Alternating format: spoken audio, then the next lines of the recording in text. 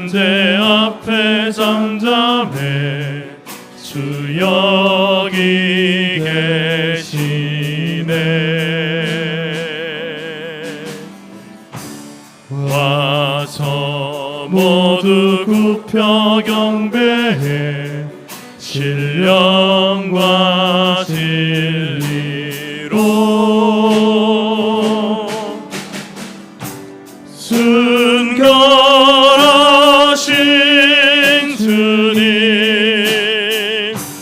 거룩한 정전에 주의 임재 앞에 잠잠해 주 여기 주의 능력 앞에 잠잠해 주의 능력 앞에 잠잠해 주 역사하시네. 주 역사하시네. 3절입니다.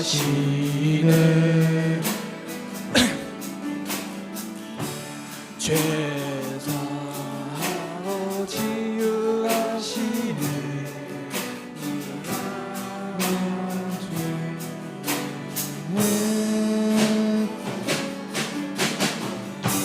주여 있는 자에게 빛 되신 우리 왕 주의 영광 앞에 잠잠해 주의 빛 비치네.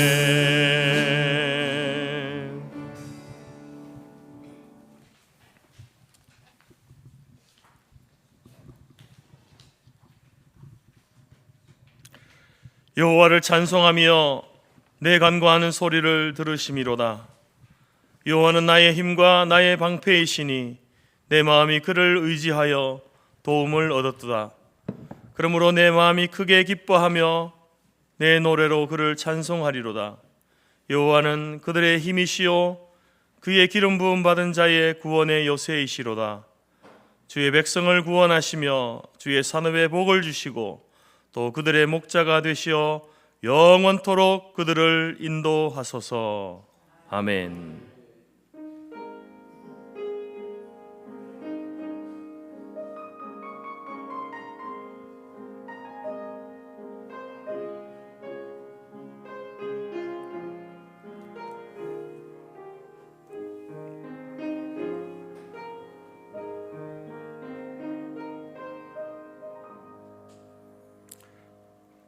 함께 사도신경으로 우리의 신앙을 고백합니다. 나는 전능하신 아버지 하나님 천지의 창조주를 믿습니다. 나는 그의 유일하신 아들 우리 주 예수 그리스도를 믿습니다. 그는 성령으로 잉태되어 동정녀 마리아에게서 나시고 본디오 빌라도에게 고난을 받아 십자가에 못 박혀 죽으시고 장사된 지 사흘 만에 죽은 자 가운데서 다시 살아나셨으며 하늘에 오르시어 전능하신 아버지 하나님 우편에 앉아 계시다가 거기로부터 살아있는 자와 죽은 자를 심판하러 오십니다. 나는 성령을 믿으며 거룩한 공교회와 성도의 교제와 죄를 용서받는 것과 몸의 부활과 영생을 믿습니다. 아멘. 찬송가 17장입니다.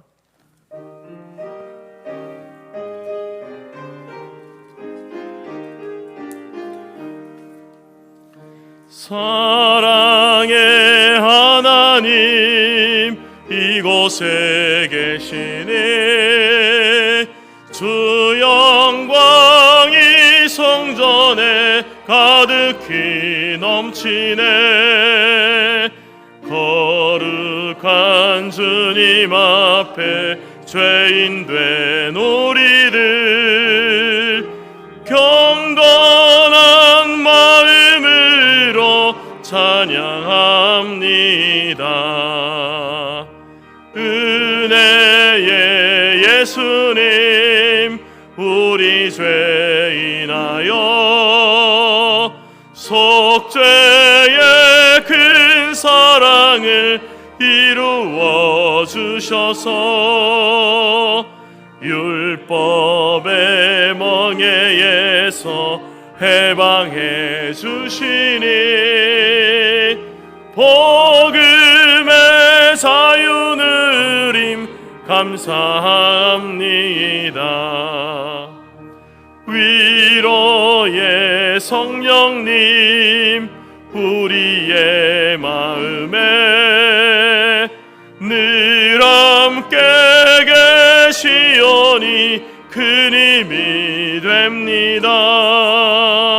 슬픔도 두려움도 넉넉히 이기니 이 세상 끝날까지 함께 하소서.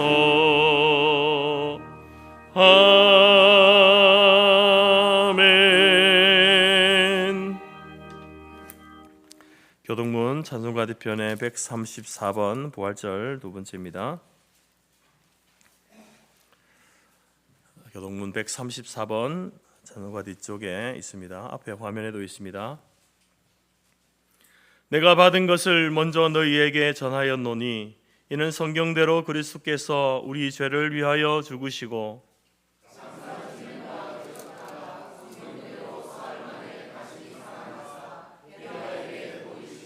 후에 12 제자에게와 그 후에 500여 형제에게 일시 보이셨나이.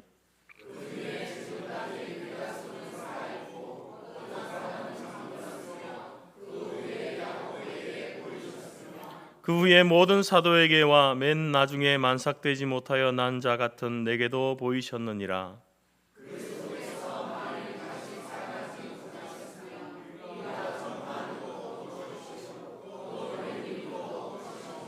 만일 그리스도 안에서 우리가 바라는 것이 다만 이 세상의 삶뿐이면 모든 사람 가운데 우리가 더욱 불쌍한 자이리라. 그러나 이제 그리스도께서 죽은 자 가운데서 다시 살아나사 잠자는 자들의 첫 열매가 되셨도다. 아멘. 자리에 앉으시겠습니다. 찬송가 300장입니다.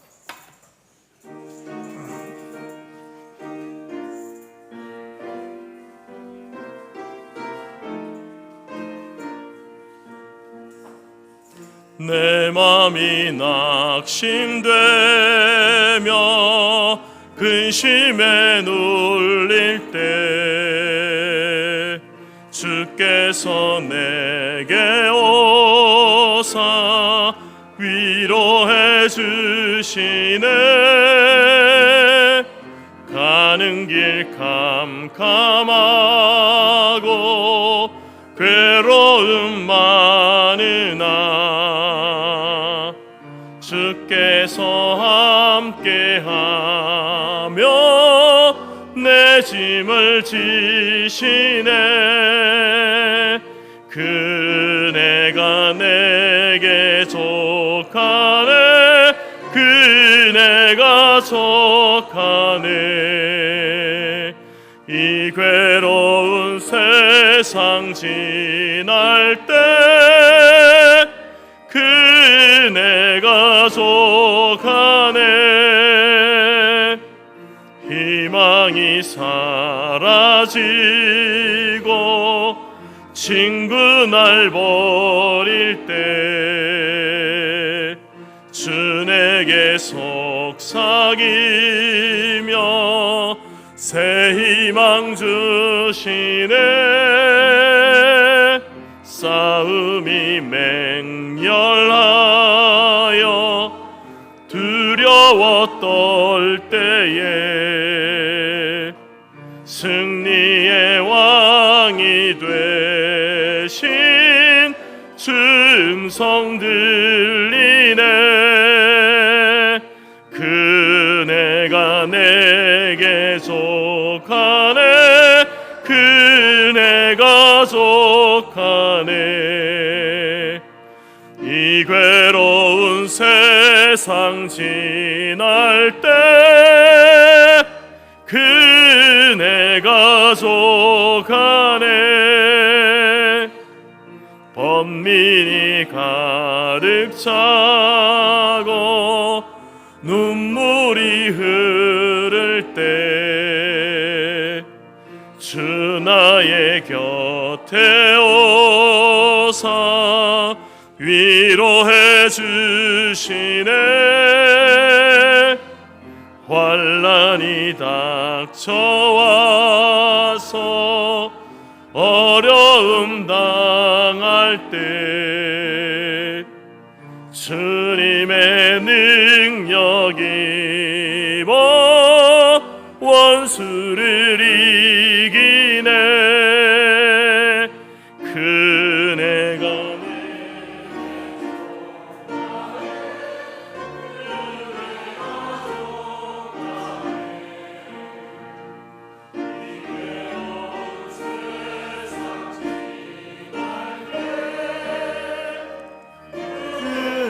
내가 족하네.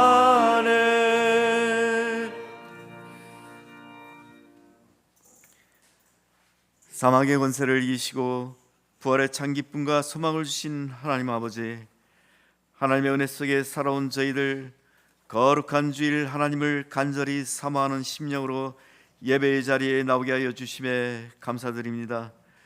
부활하신 주 예수 그리스도를 통하여 우리에게 영원한 생명의 소망을 주신 하나님 아버지의 그 크신 사랑과 은혜에 감사와 찬양 올려드립니다. 지난 주일 부활의 기쁜 소식을 모든 성도가 함께 나누게 하시고 오늘 거룩한 주일 예배 자리에 불러주시니 감사드립니다. 예수 그리스도께서 겟세마네 동산에서 기도하시고 십자가의 길을 걸으신 그리스도의 마음을 품는 성도들 되게 하옵소서. 거룩한 빛으로 우리의 마음 깊숙한 곳까지 비추시는 하나님 아버지, 이 시간 저희의 죄와 허물을 주님 앞에 고백합니다. 겉으로는 경건한 모습으로 살아왔으나 마음 깊숙한 곳에서는 미움과 이심이 가득한 저희들이었습니다. 바쁜 삶의 핑계를 대며 주님과의 교제를 소홀히 하였고 하나님의 자녀답지 못한 생각과 말과 행실을 행하였으며 주님의 말씀에 살기보다는 세상 것에 관심을 가지며 살아왔음을 고백합니다.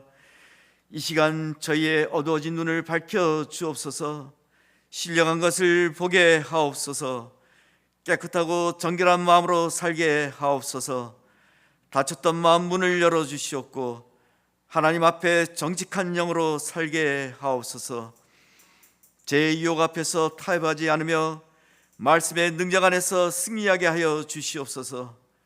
시냇가에 심은 나무가 시절을 쫓아 과실을 맺으며 그 잎사귀가 마르지 아니함 같이 주님을 의지하는 저희들의 삶이 주님께서 채워주시는 은혜로 살아가는 복된 삶이 되게 하옵소서. 하나님의 뜻과 섭리로 이곳에 교회를 세워주시사 하나님을 예배하며 하나님을 만나게 하여 주시니 감사드립니다. 성토교회가 주님의 말씀을 붙들고 세상 속에서 흔들리지 않는 믿음과 진리를 전파하는 성토교회 공동체가 되게 하여 주시옵고 전도와 선교의 사명을 잊지 않고 이웃들과 열방을 향하여 복음의 빛을 전하는 성토교회가 되게 하여 주시옵소서. 언제나 하나님이 기뻐하시는 참된 교회가 되게 하여 주시옵고 성토교회가 이 시대에 하나님이 기뻐하시는 교회 되게 하여 주시사 교회 안에서 예배하며 신앙생활하는 성도들의 삶이 주님을 닮아 거룩한 자리에 나아가는 교회가 되게 하여 주시옵고 말과 행동을 예수의 이름으로 하는 성토교회 되게 하여 주시기를 간구합니다. 육신의 건강함으로 주 앞에 나온 성도들이 있으나 건강의 어려움과 연로하신 성도님의 원치 않은 병마로 병상에서 고통의 시간을 보내고 있사오니 하루속히 건강을 회복시켜 주시옵소서. 38년 된 병자를 일으키신 주님, 십자가에서 흘리신 보혈의 능력의 손으로 회복시켜 주옵소서. 또한 성토교의 어린 영혼들과 청소년, 청년들 믿음 안에서 견고히 세워지고 세상을 바라보지 않으며 주님의 말씀 속에 성장하여 가는 다음 세대를 되게 하여 주시옵소서. 나라와 민족의 앞길을 주관하시고 돌보시는 하나님 아버지, 이 땅과 이 민족을 위한 기도를 드리옵나이다. 이 나라와 민족을 긍휼히 여기시사 갈등과 분열이 있는 곳에 화평함의 영을 부어 주시옵고 지도자들에게는 지혜를 주시사 공의로 나라를 바르게 이끌어가는 지도자들 되게 하옵시며 경제적 어려움에 있는 성도들과 이웃들에게는 하늘의 위로와 일용할 양식을 주시사 소망을 잃지 않고 살아가게 하옵소서. 좌우가 대립되어 혼탁하여 가는 이 나라 정치 사회를 돌아봐 주시사 모든 위정자들이 하나님의 말씀에 순종하여 지혜롭게 이 나라를 잘 이끌어가는 정치 지도자들이 되기를 간구합니다. 대립이 아닌 나라를 위한 선한 정치를 하게 하여 주시옵소서. 대한민국이 어려운 환경에서 어떻게 지금까지 성장하여 왔는지 되돌아보게 하옵소서. 일제시대를 통하여 신앙을 저버리지 아니하고 죽으면 죽으리라 하는 심정으로 이겨냈으며 6.25 전쟁 속에서도 꺼져가는 불길을 피워준 외국의 자원군대를 통하여 이 나라가 다시금 일어나게 되었으며 또한 경제의 대국으로 성장하여 왔습니다. 그러나 이 땅의 백성들의 무지함과 세상을 즐겨함으로 인하여 신앙생활을 게을리함으로 모든 것이 어려운 지경에 처해 왔습니다. 길을 인도하시는 하나님 아버지, 인도하여 주시는 이 길이 하나님의 사랑으로 충만하게 하옵소서. 서로 사랑하게 하옵시며 미움이 사라지게 하옵시며 원수를 사랑하게 하옵소서. 이 나라가 하나님의 권세 아래 믿음의 성도들이 기도하며 하나님의 도우심으로 다시 세워지는 대한민국이 되게 하옵소서. 말씀을 전하시는 목사님에게 영육간의 강건함으로 채워주시며 하나님의 말씀을 전할 때 성령 충만함을 주시옵소서. 말씀의 씨앗이 성도들 마음 가운데 뿌려져서 새로운 싹이 돋아나는 알찬 열매를 맺을 수 있게 하여 주시옵소서. 선포되는 말씀에 순종하여 은혜에 은혜를 더하는 시간 되게 하옵소서. 찬양대 찬양을 받으시는 주님을 찬양하오며 이 시간에 주님을 깊이 묵상하는 시간이 되기를 간절히 바라오며 십자가의 사랑 가운데 상한 마음을 치유하시는 주 예수 그리스도의 이름으로 기도드리옵나이다. 아멘.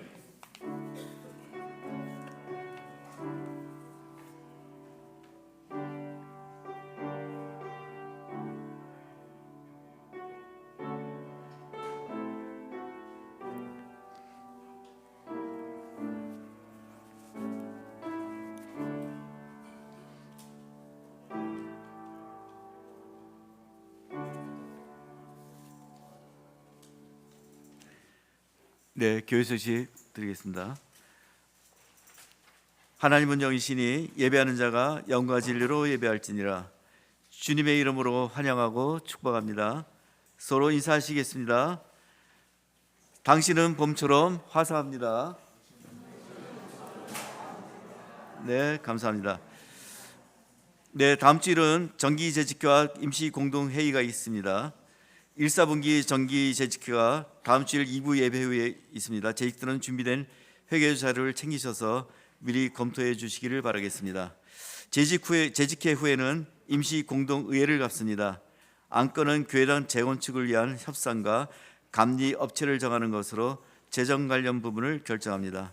많은 기도를 준비하시길 바라겠습니다. 사랑방 목장 나들이가 있습니다. 이번 주 금요일 날 사랑방 목장 봄나들이를 가게 됩니다. 장소는 여주 남한강 벚꽃길이며 오전 10시 교회에서 출발합니다. 많은 기도와 많은 후원을 부탁드리겠습니다. 본교회 70세 이상 되시는 성도님들은 누구나 참여가 가능합니다. 많이 참석하시길 바라겠습니다. 오늘 모임 안내입니다. 오늘 식사 후에 새가족 모임이 있습니다. 또한 장로의 기도회 모임이 있습니다.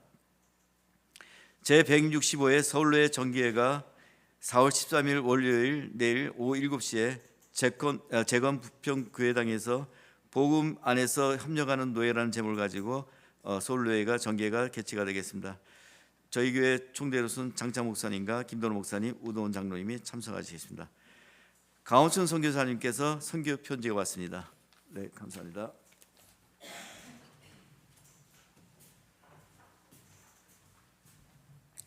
찬송가 221장 찬양하면서 준비한 예물 드립니다.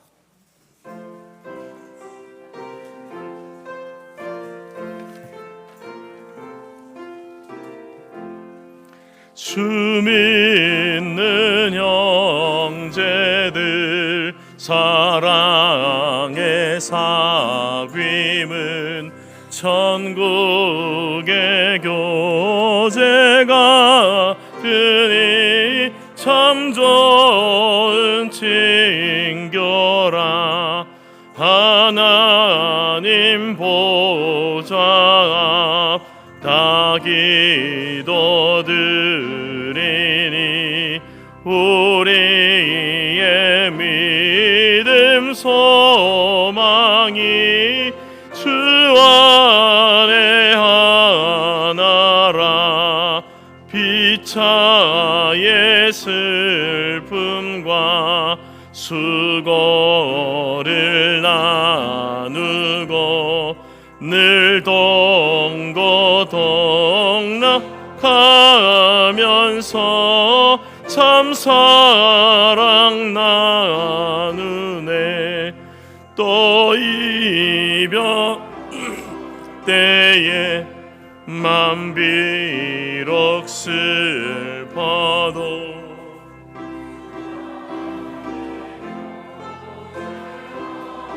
면서 또다시 만나리. 기도하겠습니다. 하나님 아버지 감사합니다. 오늘도 우리에게 복된 날 주셔서 주님의 전으로 우리를 인도하시고 부활하신 주님을 기억하며 또 말씀 가운데 임재하시는 삼위 하나님을 만나고 그 하나님께 영광과 감사의 예배를 드리게 하시니 감사합니다. 이 시간 우리 가운데 왕으로 자정하셔서 우리의 예배를 받으시옵소서. 특별히 하나님 앞에 나온 주의 성도들이 빈손 빈 마음으로 나오지 아니하고 귀한 예물을 올려드렸습니다. 하나님께서 허락하신 모든 것들에 감사하는 마음으로 우리의 아름다운 신앙의 고백을 담아서 하나님을 향한 사랑의 마음을 담아서 각자마다 귀한 제목을 가지고 예물을 드렸습니다.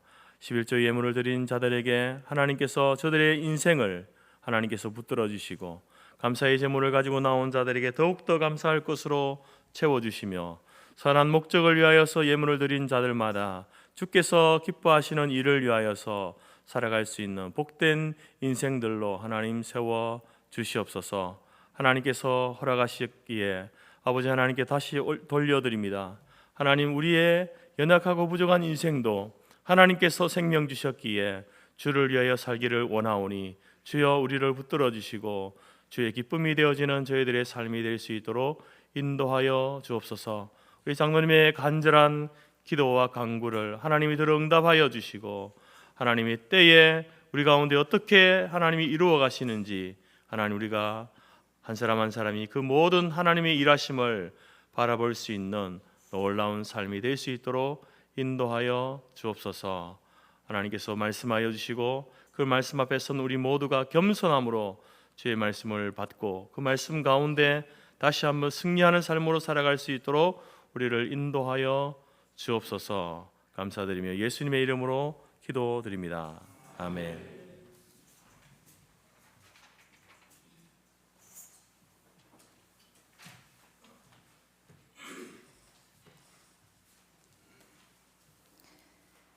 하나님이 우리에게 주신 말씀은 요한복음 21장 1절에서 14절까지이며 신약 184페이지입니다. 앞 화면에도 있습니다. 그 후에 예수께서 디베라 호수에서 또 제자들에게 자기를 나타내셨으니 나타내신 일은 이러하니라. 시몬 베드로와 디두모라 하는 도마와 갈릴리 가나 사람 나다나엘과 세베대의 아들들과 또 다른 제자 둘이 함께 있더니 시몬 베드로가 나는 물고기 잡으러 가노라 하니 그들이 우리도 함께 가겠다 하고 나가서 배에 올랐으나 그날 밤에 아무것도 잡지 못하였더니 날이 새어갈 때에 예수께서 바닷가에 서셨으나 제자들이 예수이신 줄 알지 못하는지라. 예수께서 이르시되 얘들아 너희에게 고기가 있느냐 대답하되 없나이다. 이르시되 그물을 배 오른편에 던지라 그리하면 잡으리라 하시니 이에 던졌더니 물고기가 많아 그물을 들 수 없더라. 예수께서 사랑하시는 그 제자가 베드로에게 이르되 주님이시라 하니 시몬 베드로가 벗고 있다가 주님이라 하는 말을 듣고 겉옷을 두른 후에 바다로 뛰어내리더라. 다른 제자들은 육지에서 거리가 불과 한 50칸쯤 되므로 작은 배를 타고 물고기 든 그물을 끌고 와서 육지에 올라보니 숯불이 있는데 그 위에 생선이 놓였고 떡도 있더라. 예수께서 이르시되 지금 잡은 생선을 좀 가져오라 하시니 시몬 베드로가 올라가서 그물을 육지에 끌어올리니 가득히 찬 큰 물고기가 153마리라. 이같이 많으나 그물이 찢어지지 아니하였더라.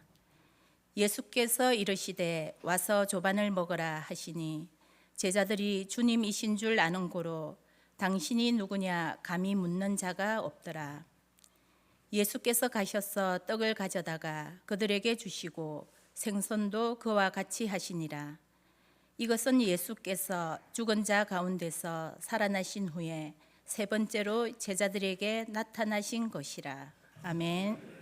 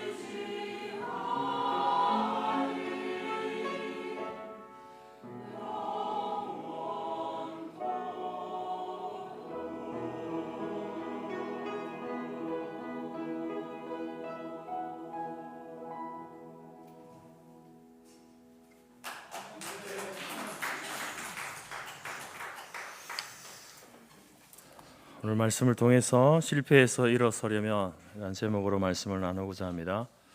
한 장군이 전쟁에서 패배하고 그 실패한 책임을 지기 위해서 이제 목매어서 자기 자결하려고 한 산에 올라갔습니다. 나무 밑에 서서 이제 있는데 그 나무 밑에 개미가 먹이를 물고 이렇게 굴 속으로 들어가려고 하는 겁니다. 근데 그 먹이가 큰지 실패하는 거예요. 그래서 잠시 자기가 거기에 온 목적을 잊고 그 개미를 쳐다보는데 이제 이 개미가 먹이를 떨어뜨리는 횟수를 세어 보니까 69번 실패하다가 마지막 70번째 이렇게 간신히 성공해서 굴로 들어가는 그 모습을 보았습니다. 그러면서 생각하기를 내가 여기에서 좌절하고 포기하면 나는 저 개미만도 못한 존재가 된다. 나는 이제 겨우 한 번 실패했다. 다시 일어서서 다시 시작하자. 이런 마음을 먹었다라는 것입니다. 여러분, 우리의 인생도 우리가 살아가면서 종종 실패를 경험합니다. 그리고 또 실패하는 사람들을 우리가 보지 않습니까? 시험에 실패하기도 하고 사업에 실패하기도 하고 또한 경쟁에서 지기도 하고 자신과의 다짐에서 실패하고 신앙생활에 실패하기도 합니다. 실패하는 것 그 자체가 실패가 아닙니다. 왜냐하면 하나님께서 우리의 인생 가운데 이제 성공이라는 것을 주시는 그것도 우리의 인생의 한 부분이고 그 하나님의 선물이지 않습니까? 마찬가지로 실패도 우리의 인생의 한 부분이고 그 실패도 하나님이 주신 선물이 될 수 있다는 거죠. 실패 앞에서 좌절하고 포기하지 않으면 실패도 하나님의 선물임을 우리가 알게 된다는 겁니다. 오늘 본문의 말씀에도 실패한 사람들을 보게 됩니다. 베드로가 대표적인 사람이죠. 계속해서 실패하고 있습니다. 나를 따르라, 사람 낚는 어부가 되게 하리라. 그래서 주님을 따랐는데 베드로가 그 주님을 버리고 배신하고 도망가 버렸습니다. 실패했습니다. 그리고 예수님께서도 자기가 따르던 예수님도 십자가에 달려 죽어버렸습니다. 예수님도 실패한 것처럼 보입니다. 자기도 실패하고 예수님도 실패했습니다. 그런데 부활하신 주님을 만났습니다. 부활하신 주님을 만났지만 여전히 베드로는 하나님께서 주신 그 사명을 회피하고 있습니다. 이처럼 반복하여 실패하는 베드로의 모습을 보게 됩니다. 여러분 인생이 실패로 끝나기를 원하십니까? 자기의 인생이 실패로 끝나기를 원하는 사람은 없습니다. 아무리 작은 일이라도 성공하기를 원하죠. 그러나 실패 앞에서 우리가 좌절하고 포기한다면 우리는 실패하는 인생으로 그 인생을 마무리하게 될 것입니다. 오늘 신앙을 가지고 있는 우리는 어떻게 하면 실패의 자리에서 다시 일어설 수 있을까요? 어떻게 하면 다시 사명의 자리에 서서 그 사명을 감당하는 자로 살아갈 수 있을까요? 첫 번째로는 여러분 욕망의 길을 멈추십시오. 욕망의 길에서 멈춰 서시기 바랍니다. 사람은 욕망의 존재죠. 욕망을 가지고 있습니다. 모든 사람은 다 욕망, 갈망, 마음의 소원이라는 것을 가지고 있죠. 왜냐하면 하나님께서 주신 것이기 때문에 그래요. 시편 37편에 그가 내 마음의 소원을 이루어 주시리라. 하나님께서 우리의 마음의 소원, 이 욕망이라는 것을 주셨다라고 말씀하고 있고 빌립보서 2장 13절에서도 하나님이 자기의 기쁘신 뜻을 위하여 너희에게 소원을 두고 행하신다. 하나님께서 우리의 마음에 소원이라는 것을 주셨어요. 욕망이라는 것을 주셨습니다. 그리고 그 욕망을 하나님의 기쁘신 뜻을 위하여서 주셨다. 이렇게 말씀하고 그것을 행하게 하신다라고 말씀합니다.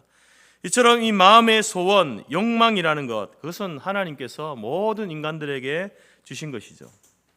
그래서 욕망 없는 사람, 욕망 없이 살아가는 사람, 만약에 욕망이 없다. 나는 하고 싶은 것도 없고 해보고 싶은 것도 없고 먹고 싶은 것도 없고 보고 싶은 것, 가보고 싶은 것 아무것도 없다.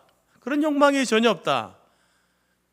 여러분 그 사람은 영혼이 떠난 사람이에요.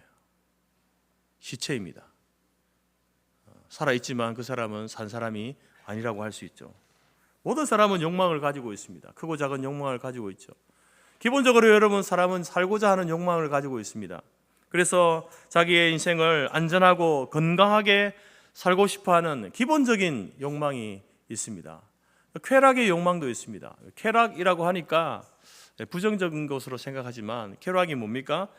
슬프고 힘들게 살기보다는 기쁘고 즐겁게 고난 없는, 고통 없는 그런 인생, 그런 삶, 여러분 살고 싶지 않습니까? 매일이 어두움이고 침울하고 고통이고 슬픔이면 어떻게 견디겠습니까? 우리의 삶에는 기쁘고 즐겁게 고통 없이 고난 없이 그렇게 살고자 하는 욕망이 있다라는 거죠. 또한 소유와 성취의 욕망도 있습니다. 돈을 많이 벌고 재산을 많이 축적하고 성공하고 능력을 발휘하고 싶은 그런 욕망 있지 않습니까? 또한 사람들에게 인정받고 싶은 욕망, 인정의 욕구, 자신의 존재를 알리고 싶은 명예의 욕망, 이런 욕망들이 있습니다. 뿐만 아니라 의미와 초월의 욕망도 있습니다. 의미 있는 인생을 살고 싶은 거죠. 가치 있는 인생을 살고 싶은 욕망이 있습니다. 또한 진리의 하나님을 찾고 싶고 영원한 것을 추구하는 그러한 초월의 욕망도 있습니다. 이것을 하나님께서 주셨다는 거죠. 특별히 여러분, 이 의미와 초월의 욕망에 있어서 우리가 하나님을 어떻게 아는가? 하나님께서는 우리에게 그 마음을 주신 거예요. 영원을 사모하는 마음을 주신 거예요. 영원을 사모하고자 하는 욕망, 초월한 세계에 대한 그 욕망 주셨다는 겁니다. 전도서 3장 11절에 하나님이 모든 것을 지으시되 때를 따라 아름답게 하셨고 또 사람들에게 영원을 사모하는 마음을 주셨다. 우리가 하나님을 찾고 절대적인 어떤 존재에 대한 그런 어떤 마음을 갖게 되는 것, 하나님께 주신 욕망이라는 거죠. 또한 로마서 1장 19절에서도 바울도 이야기합니다. 하나님을 알만한 것이 저희 속에 보임이라. 사람들 속에 하나님을 알만한 것을 보인다. 하나님을 찾고자 하는 마음이 보인다는 겁니다. 이처럼 여러분, 사람은 욕망의 존재입니다. 욕망을 채워가는 것이 그리고 우리의 삶인 거죠. 우리의 인생입니다. 그런데 문제는 뭐가 문제인가? 그 욕망에만 열심이고 욕망에만 몰두하고 욕망에만 집착하는 게 문제라는 겁니다. 여러분, 오늘 제자들이 실패한 이유가 뭐였습니까? 십자가 앞에 실패한 이유는 쾌락의 욕망 때문에 그래요. 고난 없이 살고 싶은 겁니다. 그 욕망만 쫓아가다 보니까 예수님을 떠나버린 거예요. 뿐만 아니라 오늘 이제 살고자 하는 그 욕망 때문에 실패한 제자들의 모습을 봅니다. 예수님께서는 제자들에게 갈릴리로 가라 이렇게 말씀합니다. 십자가에 못 박히시기 전에 그렇게 이야기하시죠. 내가 살아난 후 너희보다 먼저 갈릴리로 가리라. 그러니까 너희들도 내가 십자가에 죽고 나면 갈릴리로 가라 이렇게 말씀하십니다. 그리고 부활하신 이후에 마리아에게도 똑같은 말씀을 하십니다. 그가 죽은 자 가운데 살아나셨고 너희보다 먼저 갈릴리로 가시나니 거기서 너희를 배우리라. 천사가 이야기해 주는 것을 마리아가 제자들에게 예수님이 부활하셨고 갈릴리로 가시니까 갈릴리로 갑시다 이렇게 알려줍니다. 그래서 오늘 본문의 내용이 바로 이 베드로와 함께한 6명의 제자들, 총 7명의 제자들이 갈릴리로 가는 거예요. 갈릴리로. 그런데 그들이 그곳에 가서 한 일이 무엇입니까? 갈릴리로 갔지만 그들이 그 갈릴리에서 한 것이 무엇입니까? 예수님께서 갈릴리로 가라, 갈릴리에서 만나자 하신 것은 그곳에서 주님을 만나고 주의 말씀을 기다리면서 주의 뜻을 준행하는, 마찬가지로 고기를 낚는 어부가 아닌 사람을 낚는 어부의 삶을 다시 시작해야 된다. 이것 때문에 갈릴리로 가라고 하셨는데 이 제자들은 갈릴리에서 여전히 자기의 욕망, 특히 생존의 욕망만을 따라 행하고 있습니다. 갈릴리에 간 베드로가 뭐라고 합니까? 갈릴리에 가서 할 일이 없는 거예요. 그래서 뭐라고 합니까? 나는 물고기 잡으러 간다. 그렇게 말하니까 다른 제자들도 뭐라고 합니까? 우리도 함께 갑시다. 여러분, 사람이 생존의 욕망을 가지고 있는 것 자체가 문제가 되지 않죠. 살고자 하는 욕망을 가지고 있잖아요. 제자들도 입에 풀칠을 해야 살지 않겠습니까? 물고기를 잡아야 먹어야 살지 않겠습니까? 그 자체가 문제가 되는 건 아니에요. 하나님께서 욕망을 주셨다라고 하지 않았습니까? 자기 생명을 위하여서, 자기 가족을 먹여 살리기 위해서 여러분 일하는 거, 그 욕망을 추구하는 거, 그게 뭐가 죄가 되겠습니까? 그건 죄가 되지 않는 것입니다. 문제는 무엇입니까? 그 욕망 가운데에 예수님이 온데간데 없는 거예요. 하나님이 안 계신 겁니다. 여러분, 이 베드로는 지금 자기의 욕망을 쫓아가다가 예수님을 잃어버린 거예요. 예수님을 자기의 삶의 아웃사이드로 밀어버리고 들러리로 만들어버린 거예요. 뭐가 주입니까? 자기의 욕망. 안전하게 고난 없이 먹고 살고자 하는 그 욕망, 그 욕망만을 따라가고 있는 그 모습을 우리에게 보여주고 있습니다. 예수님께서 왜 제자들로 하여금 갈릴리로 다시 가라 말씀하셨습니까? 고기 잡는 어부가 아닌 바로 사람 낚는 어부의 그 사명을 가지고 말씀의 증인으로 살아가기를 바랬던 그것이 주님의 마음 아니겠습니까? 갈릴리에서 고기 잡는 제자들, 큰 문제 없어 보입니다. 어부들이니까 고기 잡겠지. 그러나 이것은 큰 문제이죠. 이 모습이 무엇을 보여줍니까? 바로 저와 여러분의 모습을 보여주고 있다는 것입니다. 바로 예수님을 우리의 인생의 밖으로 내몰아 버린 거죠. 욕망만을 쫓아 사는 거예요. 자기가 하고 싶은 것만 하며 살아가는 그러한 인생을 우리에게 보여주고 있다는 겁니다. 다윗이 여러분 바세바를 간음할 때에 그는 욕망에 충실했습니다. 거닐고 보고 생각하고 행동했습니다. 그 모든 것은요, 욕망을 이루는 그 일에 충실한 자신의 모습이었습니다. 우리아를 전장에 보낼 때에도 자신의 감정에 충실했습니다. 거기에 하나님은 없었습니다. 하나님은 계시지 않았어요. 아니, 의도적으로 하나님을 생각하지 않았고 하나님을 지워버린 겁니다. 여러분, 우리는 우리의 모든 욕망을 이루어갈 때에 그 속에서 우리는 하나님과의 관계를 생각해야 됩니다. 하나님과의 관계 속에서 그것을 이루어가야 합니다. 내가 왜 사는가? 살고자 하는 욕망. 내가 왜 소유하고 성취하려고 하는가? 내가 왜 쾌락과 명예를 추구하고 있는가? 이 모든 것을요, 하나님과의 관계 속에서 답을 찾아야 되는 거예요. 그렇지 않으면 하나님을 아웃사이드로, 하나님을 들러리로 만들어버리고 욕망을 추구하는 자로 살아가면요, 결국은 그 인생은요, 나중에 가서 무의미한 인생이 되는 거예요. 아무리 노력하고 최선을 다해 살을지라도 인생의 진정한 의미를 발견하지 못한 그러한 인생이 된다는 거죠. 또한 욕심 덩어리 인생이 되는 겁니다. 욕심 덩어리 인생. 사람들이 보기에 욕심 덩어리처럼 보이는 거예요.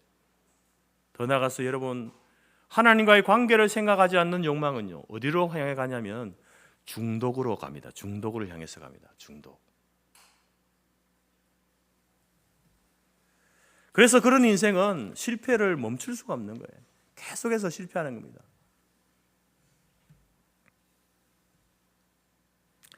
C.S. 루이스의 많은 책들이 있지만 스크루테이프의 편지라는 책이 있습니다.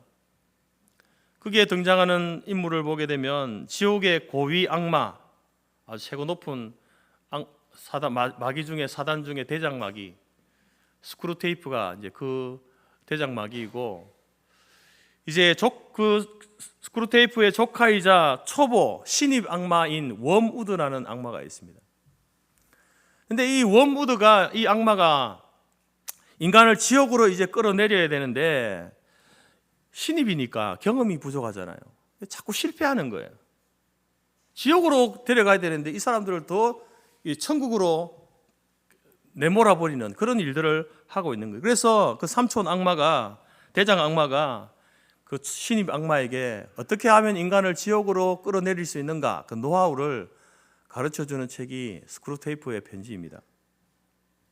거기에서 여러 가지 방법들을 이야기하는데, 이제 이 스크루테이프가 이야기하는 인간을 지옥으로 유혹하는 방법 중에 가장 중요한 것은 뭐냐? 인간을 지옥으로 이끄는 방법은 인간을 악하게 만드는 것이 아니다. 인간을 조금씩 하나님과 멀어지게 하는 것이다. 이렇게 이야기합니다. 아주 좋은 노하우를 이야기하죠. 그래서 인간에게 큰 죄를 짓게 하기보다는 그냥 작은 죄를 짓게 하는, 작은 죄, 죄라고 여기지도 않을 만큼의 그런 죄를 짓게 하는 거예요. 그리고 바쁜 삶을 통해서 막 바쁘게 그 사람을 바쁘게 하는 거예요. 그러면서 우리의 생각 가운데 영적인 생각을 차단하게 만드는 거예요. 영적인 것에 관심을 가지지 못하도록, 육신을 위해서만 살도록 바쁘게 만드는 거예요. 그리고 하나님에 대해서, 하나님의 일에 대해서 무관심하게 만드는 거예요. 그리고 더 나아가서 자신이 그렇게 자기가 타락해 가고 있다는 사실을 모르게 만드는 것. 이것이 스크루테이프가 워무드에게 이야기하는 인간을 지옥으로 이끄는 사단의 전략이다. 이렇게 가르쳐 주게 됩니다. 여러분, 우리도 실패할 수 있습니다. 그러나 그 실패의 자리에 계속 머물러 있으면 되겠습니까? 반복해서 실패만 하고 있으면 되겠습니까? 아니죠. 그 실패의 자리에서 다시 일어서야 하지 않겠습니까? 어떻게 우리가 그 실패의 자리에서 일어설 수 있는가? 자기의 욕망만 쫓던 그 삶을 멈추고 하나님과의 관계를 회복해야 되는 거예요. 저기 아웃사이더로 밀어버리고 나의 삶의 들러리로 만들어버렸던 그 주님을, 그 하나님을 내 삶의 중심에 모셔드리는 것.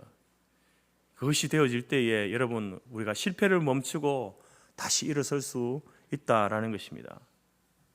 왜 하나님께서 나를 살게 하시고 왜 하나님께서, 주님께서 갈릴리로 가라 하시는지 거기에 여러분 골몰해야 되는 거예요. 사단은 어떻게 해서든지 우리를 하나님으로부터 멀어지게 하려고 합니다. 우리에게서 영적인 생각을 차단시켜버리는 거예요. 바쁜 삶을 통해서 교회 일에 무관심하게 만들고 자신은 잘 살고 있다, 열심히 살고 있다 라고 생각하게 만드는 거예요. 여러분, 실패의 자리에서 일어서기를 원하십니까? 다시 시작하기를 원하십니까? 반복된 실패를 끊기를 원하십니까?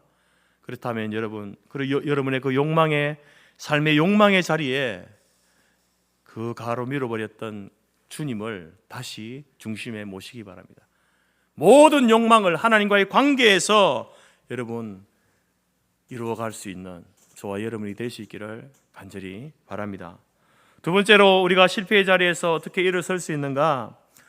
순종의 길을 선택하는 겁니다. 순종의 길을. 여러분, 자기의 욕망을 쫓아서 밤새도록 그물질을 했던 베드로와 그 일행들은요, 실패했습니다. 물고기 한 마리도 못 잡았습니다. 근데 여러분, 이 장면을 우리가 예전에도 성경에서 본 적 있잖아요. 예전에도 이런 적이 있었어요. 한 마리도 못 잡은 적이 있잖아요. 여러분, 이 베드로와 오늘 일행들은요, 다 대부분 다 어부입니다. 예수님의 제자 중에 많은 사람들이 어부 아니었습니까? 갈릴리 바다에서 잔뼈가 굵은 사람들이죠. 비록 그들이 예수님을 따라다닌다고 3년의 시간을 제대로 이렇게 물고기 잡는 일을 하지 못했지만, 그렇다고 해서 이 사람들이 물고기 잡는 방법을 잊어버렸겠습니까? 이들은 여전히 어부입니다. 전문가입니다. 물고기 잡는 일에는 전문가예요. 그런데 어떻습니까? 그들은 실패했습니다. 오늘 베드로와 다른 제자들의 그 모습은요, 바로 욕망을 쫓는 사람들의 그 인생의 모습을 우리에게 보여주는 거예요. 아무리 너희들이 전문가라 할지라도 욕망만 쫓으면 실패하는 인생이다, 이것을 보여주고 있습니다. 그래서 그 결과는 참담하죠. 동이 트도록 수고했지만 결과는 텅 빈 그물이었습니다. 이처럼 주님의 말씀과 상관없이 자신의 욕망을 쫓았던 인생의 결과는요, 헛수고예요. 그들이 수고하지 않았습니까? 노력하지 않았겠습니까? 수고했습니다. 날이 새도록 그물질했잖아요. 그러나 그들의 노력과는 무관하게 결과는요, 헛것이었습니다. 헛된 것이었습니다. 여러분, 우리가 우리의 인생을 열심히 사는 거 중요합니다. 목표를 세우고 또한 전심전력을 기울이는 거 중요합니다. 그러나 여러분, 우리가 그리스도인으로서 잊지 말아야 할 것이 있습니다.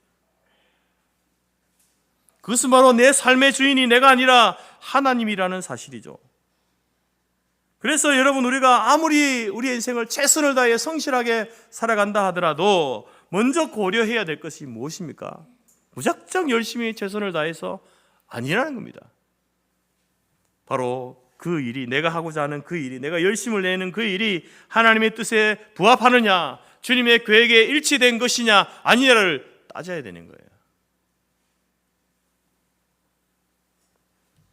말씀을 통한, 자기 일에 대한 말씀을 통한 영적 점검이 없이 나의 욕구와 필요만을 쫓아가게 되면, 여러분, 오늘 우리는 제자들처럼 텅 빈 거물, 인생의 텅 빈 거물이 되는 거예요. 그의 시간과 노력은 낭비이고 헛수고가 될 뿐이다라는 거죠. 안타깝게도 오늘 베드로와 제자들이 그 모습을 보여줍니다. 말씀을 따라, 사명을 따라가기보다 자기 삶의 방향을 스스로 결정하고 있지 않습니까? 나 물고기 잡으러 갈란다, 우리도 함께 갑시다, 욕망을 쫓아갔습니다. 그래서 아무것도 잡지 못했어요. 실패한 거예요. 여러분, 오늘 하루, 우리의 하루를 살면서 우리의 남은 삶을 텅 빈 그물이 아닌 풍성한 것들로 채우기를 원한다면 우리가 어떻게 해야 될까요? 주님께서는 바로 그 해답을 우리에게 주고 계십니다.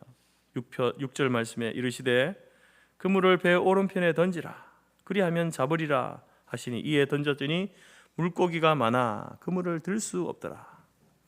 자신의 욕망만 쫓아서 했던 그 모든 수고의 결과는 헛것이었지만 주님의 말씀에 의지해서 배 오른편에 그물을 던졌더니 그물을 들 수 없을 만큼의 풍성한 결과를 얻게 된 거예요. 여러분, 이 일은 주님께서 그물을 오른쪽에 던지라 해서 던졌더니 우리가 물고기를 많이 잡았다, 이걸 알려주기 위한 게 아니에요. 단순히 그 하나의 사건을 우리에게 알려주기 위해서 요한이 이것을 기록한 게 아닙니다. 요한이 이것을 통해서 뭘 이야기하는 거예요? 우리가 우리의 욕망을 쫓아가면 우리의 인생은 텅 빈 그물과도 같다. 우리의 모든 수고는 헛되고 무의미하게 되어진다. 그러나 주의 말씀에 순종하고 나아갈 때에, 그것이 밤새 수고하지 않아도 단 한 번의 그물질이라도 주의 말씀에 순종하게 될 때에 그 인생은 꽉 찬 인생이 된다, 풍성한 인생이 된다. 이것을 여러분, 요한은 우리에게 이야기하고 싶은 거예요. 주님께서는 그것을 우리에게 보여주고 있다는 겁니다. 사랑하는 성도 여러분, 여러분의 하루를 허비함 없이 주님이 주시는 풍성함으로 채우기를 원하십니까? 그렇다면 무엇보다도 우리는 주의 말씀에 우리의 삶을 걸어야 돼요. 세상은 우리에게 이렇게 말합니다. 밤새도록 그물질해라, 네가 노력을 해야지, 최선을 다해야지, 왼편에다가 그물을 내려라, 이렇게 말합니다. 주님께서는 뭐라고 하십니까? 비록 아침이 되었지만 오른편에다가 그물을 내려라. 주님께서는 이 실패한 제자들이, 너희들이 왜 실패했는지 구구절절 따지지 않습니다. 그렇게 할 수 있잖아요. 야, 물고기 좀 잡았냐? 아니요, 주님, 한 마리도 못 잡았습니다. 내가 그럴 줄 알았다. 너희들이 이랬어, 이렇고 저렇고 저래서 너희들이 못 잡은 거야, 이렇게 말씀하지 않습니다. 그냥 어떻게 말씀합니까? 오른편으로 그물을 던져라.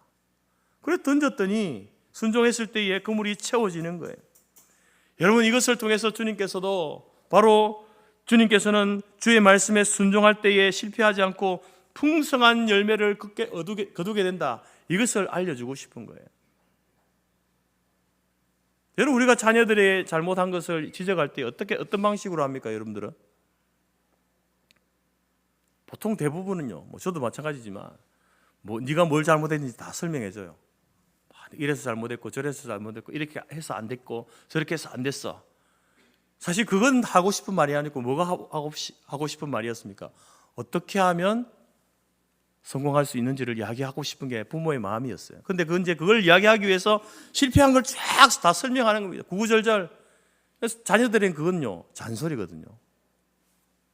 그래서 정말 하고 싶은 말, 들어야 될 말을 그때는 그걸 들으면서 귀를 닫아버리는 거죠. 안 듣는 겁니다. 정말 들어야 될 말을 듣지 않는 거죠. 주님께서는 그렇게 하지 않는 거예요. 그렇게 하실 수 있잖아요. 너희들 나 배신하고 도망갈 때부터 내가 알아봤어. 너 인생에 그 꼬라지가 날 걸 내가 알았어. 그렇게 말씀하지 아니하시고 그냥 실패한 제자, 또다시 실패해서 돌아온 제자들에게 오른쪽에 그물을 내리라. 내리면 거기에 고기가 있다. 풍성한 열매, 풍성한 삶을 너희들이 얻게 된다. 그물을 내렸더니 풍성하게 얻게 되는 거예요. 그래서 제자들이 깨달아, 내 욕망을 쫓지 않고 주의 말씀에 순종하니까 내 인생이 이렇게 풍성해지는구나 깨닫게 되는 거죠. 예수님께서는 하고 싶은 말을 그렇게 그 단 한마디를 통해서 그렇게 하셨다라는 거죠. 사랑하는 성도 여러분, 실패한 자리에서 다시 일어서기를 원하십니까? 하나님이 주시는 풍성함을 누리시기를 원하십니까? 그렇다면 우리도 주의 말씀에 의지해서 말씀에 순종하여서 우리의 인생의 그물을 오른편에 내리시기 바랍니다. 그러면 우리도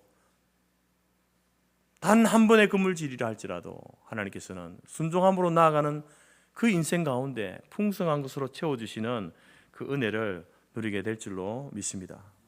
세 번째로, 어떻게 실패의 자리에서 일어설 수 있습니까? 주님께서는 이 제자들을 다시 일으켜 세워서 다시 걷고 뛰게 하시기 위해서 지금 이 작업을 하고 있는 거예요. 세 번째, 주님이 부활하신 주님이 왜 한 번만 제자들에게 보이시면 되지 세 번이나 이렇게 나타나십니까? 목적이 있는 거예요. 그들을 다시 회복시켜서 사명을 감당하도록 하시기 위해서 그랬습니다. 그래서 그 사명을 감당하기 위해서는요, 우리가 사랑의 마음을 회복해야 됩니다. 사랑의 마음. 자, 여러분, 이제 물고기를 잡아가지고 이제 무트로 나온 이 베드로와 제자들을 주님이 맞아주시는데 그냥 맞아주지 않습니다. 9절에 보니까 육지에 올라와 보니 숯불이 있는데 그 위에 생선이 놓였고 떡도 있더라. 여러분, 이 베드로와 이 제자들은 어떤 사람들입니까? 주님을 부인하면서 도망갔던 사람들 아닙니까? 갈릴리로 돌아오라, 갈릴리로 오라. 그래서 와서 주님을 기다리고 주의 말씀을 기다리는 것이 아니라 자신의 욕망을 쫓아서 텅 빈 그물만 건져 올렸던 실패자들이었습니다. 그런 제자들을 주님께서는 따뜻하게 맞이해 주고 있는 거예요. 그러면서 떡과 생선을 가지고 그들의 허기진 배를 채워주고 있습니다. 단순히 육체적인 필요, 우리 주님께서는 육체적인 필요를 채워주시는 분이시야, 그것만을 말하는 것이 아니라 바로 예수님을 배신함으로 그들은 영적 공고함에 빠져 있는 거예요. 그것을 회복시켜 주시는, 사랑으로 다시금 그들을 받아주시겠다라는 사인이 뭡니까? 떡과 고기를 준비하는 거예요. 물고기를 준비하는 거예요. 여러분, 우리 주님은 사랑이십니다. 그렇기 때문에 자신을 배반한 제자들도 끝까지 품어주시는 겁니다. 그러나 이 사랑은 어디서부터 시작된 것입니까? 바로 이미 십자가 위에서 아낌없이 자신을 내던지신 그 십자가의 죽으심을 통해서 바로 사랑의 주님이심을 우리에게 말씀해 주고 있잖아요. 이미 다 주었는데 더 주지 못할 게 뭐가 있습니까? 그래서 여러분, 실패하고 또 실패하고 주의 말씀을 깨닫지 못하는 제자들일지라도 그들을 사랑으로 품어주시는 모습을 보게 되는 겁니다. 이 모습을 통해서 예수님께서는 말씀하고 있는 거예요. 내가 너희들을 사랑한다. 너희들이 나를 배반하고 도망가고 팔아먹고 그렇게 했지만, 내 말을 이해하지 못하고 여전히 욕망을 쫓아 살고 있지만 나는 너희들을 사랑한다. 그리고 그 모습을 통하여서 제자들도 뭘 깨닫습니까? 주님이 여전히 나 실패하고 배반하고 했지만 나를 여전히 사랑하고 계시는구나. 이 사실을 알게 되는 거예요. 깨닫게 되는 거죠. 오늘 우리들은 이 땅에 그리스도인으로 살아가고 있습니다. 하지만 우리도 이 제자들처럼 우리도 욕망만 쫓아 살다가 텅 빈 그물을 건져 올리는 그런 명목상 그리스도인으로 살아갈 때가 많지 않습니까? 아니, 어쩌면 우리가 그리스도인이라는 그 사실을 세상에 내색조차 하지 못하고 살아갈 때도 많이 있습니다. 그러나 여러분, 그럴 때에도 주님은 우리를 사랑하신다는 거예요. 그렇게 살아가는 우리의 모습, 왜 우리가 명목상의 그리스도인으로, 아니 명목상의 그리스도인이라는 사실조차도 드러내지 못하고 살아가는 이유가 뭘까요? 사랑을 잃어버렸기 때문에 그래요. 하나님께서 나를 사랑하신다는 사실을 잊어버리고요. 내가 하나님을 사랑해야 될 그 사실을 잊어버린 거예요. 그래서 그렇게 살아가는 겁니다. 여러분, 우리가 여러분의 인생을 살아갈 때에 여러분의 삶을 가치 있고 의미 있게 열심히 최선을 다해서 살아갈 수 있는 이유가 뭡니까? 저는 그 이유 중에 가장 큰 이유가 사랑 때문이라고 생각해요. 사랑 때문에. 나를 이 땅에 나게 하신 부모님에 대한, 부모님이 나를 사랑하시는 그 사랑, 내가 부모님을 사랑하는 그 사랑이 여러분을 열심히 살게 하지 않습니까? 나의 자식이 나를 바라보면서 나를 사랑하는 그 사랑, 나를 향한 가지고 있는 그 기대, 그 사랑 때문에 여러분 최선을 다해 살지 않습니까? 만약에 그 사랑이 없다면, 부모의 사랑이 없고 자식의 사랑이 없고 자기가 자신을 사랑하는 사랑이 없다면요, 우리는 이렇게 살지 못할 겁니다. 저를 비롯해서 아마 대충 살겠죠. 마음대로 살 겁니다.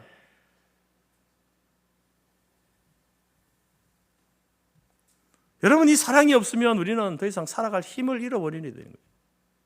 내가 왜 이렇게 굳이 이렇게 살아야 돼?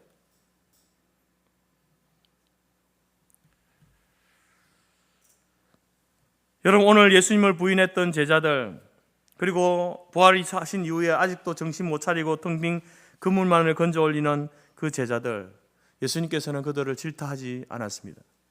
오히려 그들을 찾아가셔서 텅 빈 그물을 채워주시고, 또 예수님께서 친히 사랑이 담긴 떡과 고기로 그들을 따뜻하게 맞아주시고 품어주십니다.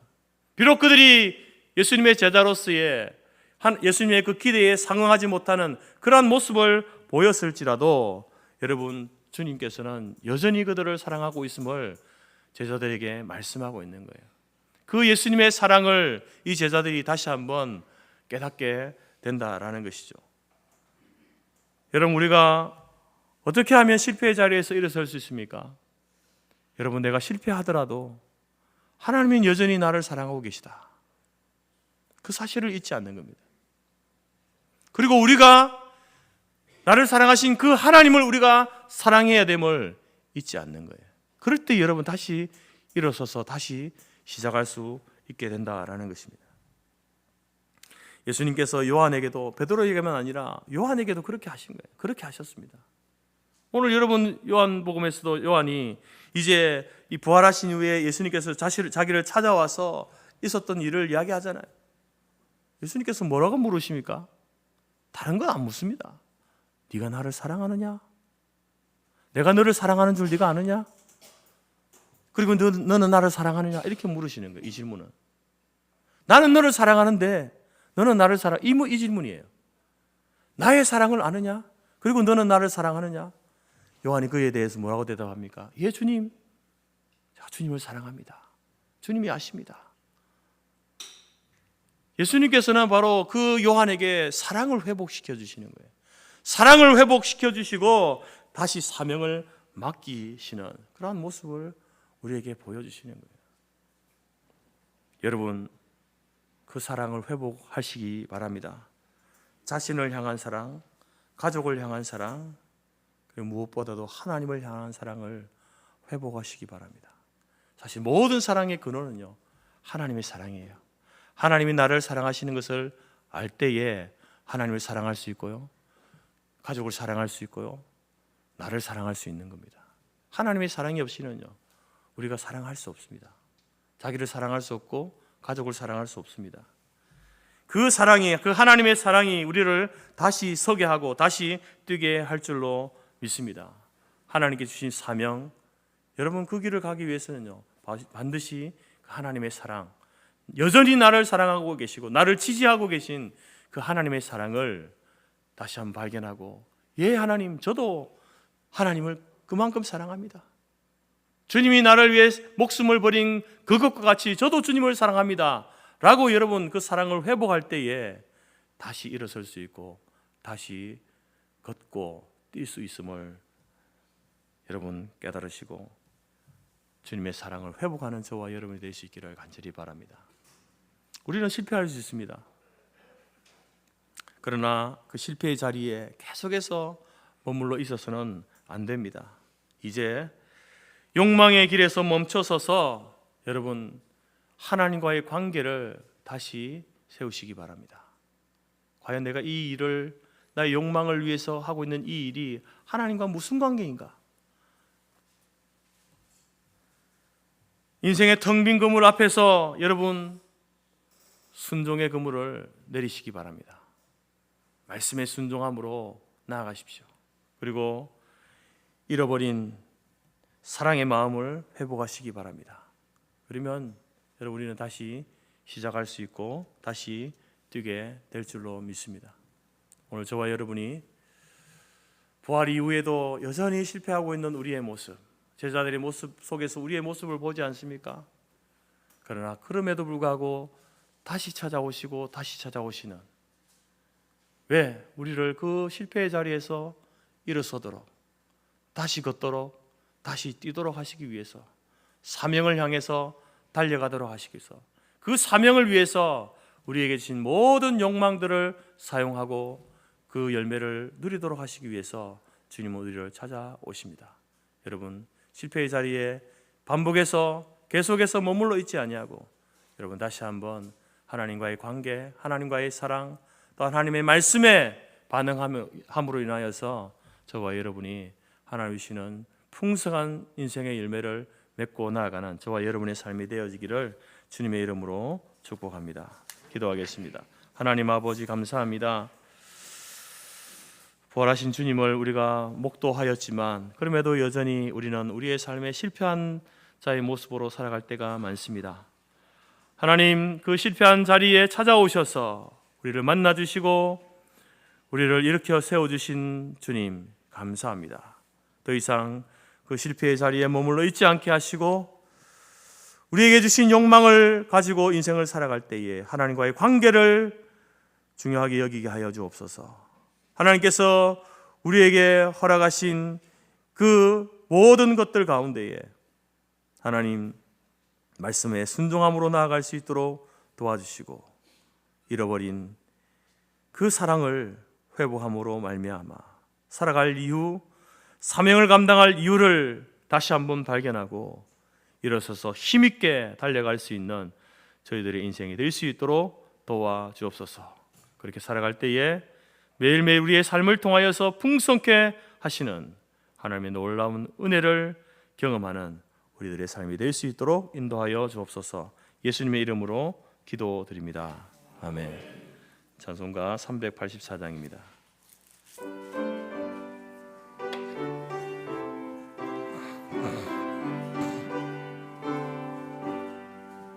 나의 갈 길 다가도록 예수 인도하시니 내 주 안에 있는 긍휼 어찌 의심하리요.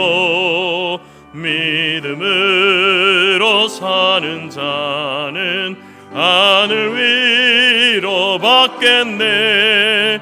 무슨 일을 만나든지 만사형통하리라. 무슨 일을 만나든지 만사형통하리라. 나의 갈 길 다가도록 예수 인도하시니 어려운 일 당한 때도 족한 은혜 주시네. 나는 심히 고단하고 영혼 매우 가라나. 나의 앞에 반석에서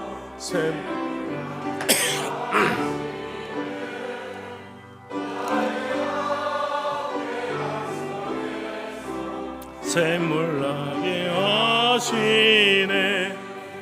나의 갈 길 다가도록 예수 인도하시니 그의 사랑 어찌 큰지 말로 할 수.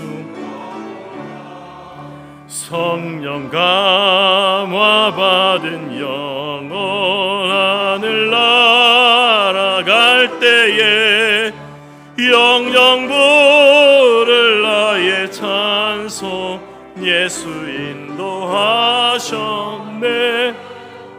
영영 부를 나의 찬송 예수 인도하셨네. 아멘.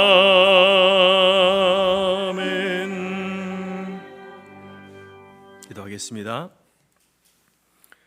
지금은 우리 주 예수 그리스도의 은혜와 하나님 아버지의 크신 사랑과 성령의 교제 교통 충만케 하신 은혜가 비록 인생의 실패를 경험할지라도 다시 한번 하나님과의 관계를 회복하고 또한 말씀에 순종함으로 우리를 사랑하시고 여전히 우리를 향하여 손 내미시는 그 하나님의 사랑을 회복함으로 인하여서 다시 걷고 다시 뛰고 하나님이 주시는 풍성한 삶의 열매를 맺기로 마음에 소원하고 작정하는 모든 주의 성도들 머리 위에와 그들의 가정과 기업과 자녀와 우리가 속한 성도교회와 재건재단 위에 지금부터 영원토록 함께 있을지어다.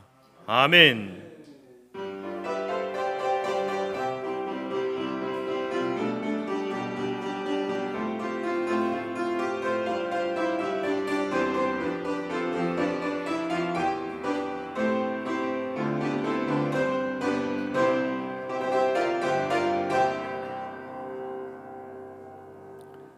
예배를 마쳤습니다. 내려가셔서 또 식사 교제 나누시기 바랍니다.